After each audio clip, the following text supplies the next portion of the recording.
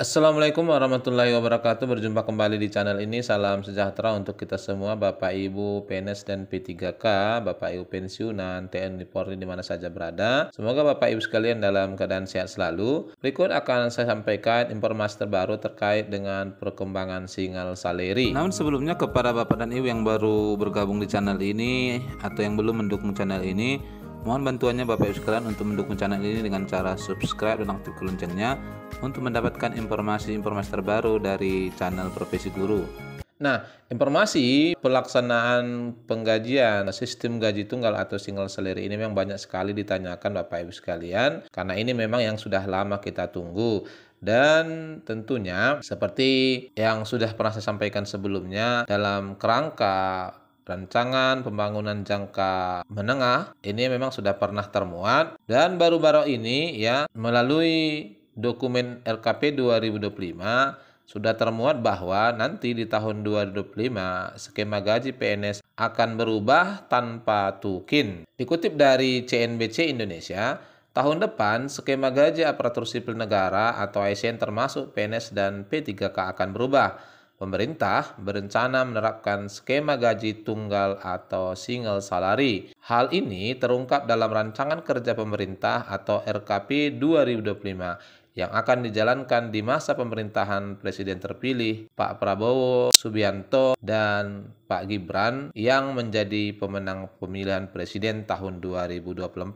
Arah kebijakan bidang manajemen aparatur sipil negara berfokus pada pembenahan kelembagaan dan tata kelola manajemen aparatur sipil negara, serta perbaikan kesejahteraan aparatur sipil negara, seperti dikutip dari dokumen RKP 2025. Adapun upaya transformasi ASN dalam RKP 2025 meliputi 5 strategi. Pertama adalah transformasi budaya kerja dan kelembagaan manajemen ASN. Hal itu dilakukan dengan menyusun kebijakan penguatan budaya, kinerja pegawai ASN, dan peningkatan citra institusi. Selain itu, pemerintah juga akan melakukan penguatan tata kelola ASN melalui penyusunan kebijakan rencana kebutuhan, manajemen talenta dan karir, profil basis data, kebijakan pengawasan penerapan prinsip sistem merit, dan pengembangan kompetensi tematik pegawai ASN. Dokumen tersebut juga menulis penggajian tunggal sebagai bagian dari rencana penggajian tunggal ASN melalui penyusunan rekomendasi kebijakan fiskal manajemen kesejahteraan sumber daya manusia aparatur sipil negara. Terakhir, pemerintah berencana memberikan penghargaan dan pengakuan non-material melalui penyusunan rekomendasi kebijakan, bantuan hukum, jaminan kesehatan, jaminan kecelakaan kerja, dan kematian. Selain itu, pemerintah akan menyusun rekomendasi kebijakan pemberian penghargaan bagi ASN yang bekerja di daerah tertinggal, terdepan, dan terluar.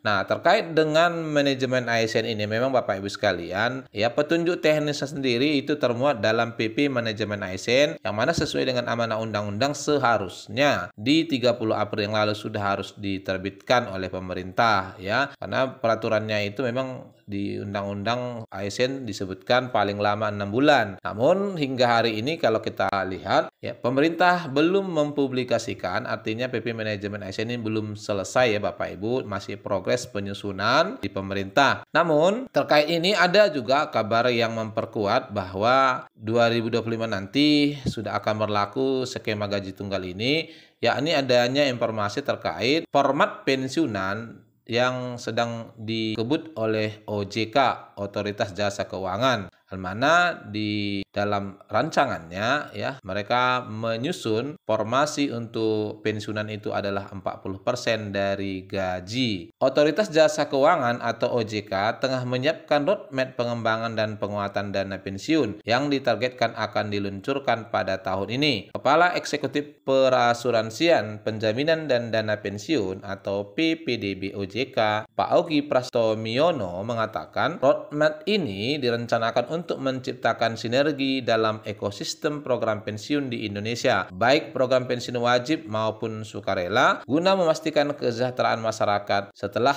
melewati usia produktif tetap terjaga. Salah satu tujuan utama dari roadmap ini adalah mendukung tercapainya replacement ratio sebesar 40% sesuai dengan standar yang ditetapkan oleh International Labour Organization atau ILO dalam jawaban tertulisnya. Di hal mana Bapak Ibu sekalian, terkait dengan replacement ratio income ini adalah rasio pendapatan pekerja saat pensiun dibandingkan nilai gaji yang diterima saat masih aktif. Dan ini kalau kita lihat Bapak Ibu sekalian sesuai dengan rancangan yang disusun di jaminan pensiun dan jaminan hari tua oleh pemerintah yang sudah pernah kita update ya, mengikuti apa yang berlaku di Korea Selatan. Nah, nanti Bapak Ibu sekalian 40% ini ya kalau kita uraikan adalah 20% dari pekerja dan 20% dari pemberi kerja.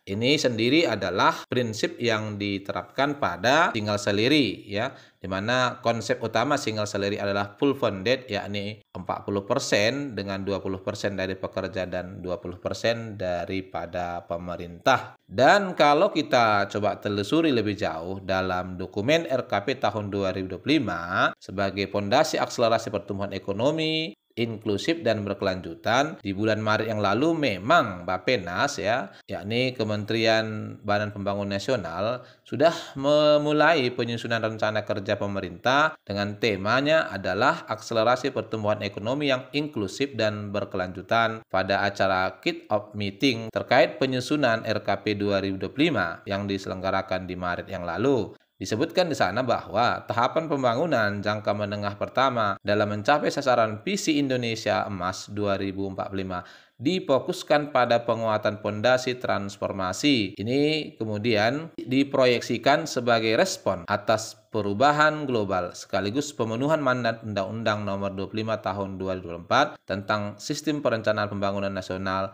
serta Peraturan Pemerintah Nomor 17 Tahun 2017 tentang sinkronisasi perencanaan dan pembangunan nasional. RKP 2025 sendiri akan menjadi dokumen perencanaan pada masa transisi antara RPJM 2005-2025 dengan RPJPN 2025-2045 sekaligus penjabaran awal dari RUU RPJN 2025-2045 dan RPJMN Teknokratik 2025-2029 sebagai tahap pertama pembangunan 5 tahunan Visi Indonesia Emas 2045 sebagai negara Nusantara berdaulat, maju dan berkelanjutan dalam upaya untuk mewujudkan diperlukan dasar-dasar transformasi yang kuat. Tahapan pembangunan di 2025-2029 sangat strategis untuk meletakkan dasar-dasar transformasi dan bahkan menjadi basis untuk tingkat pertumbuhan pada tahap berikutnya. Ya, ini adalah konsepnya ya Bapak Ibu sekalian. Hal mana tema RKP 2025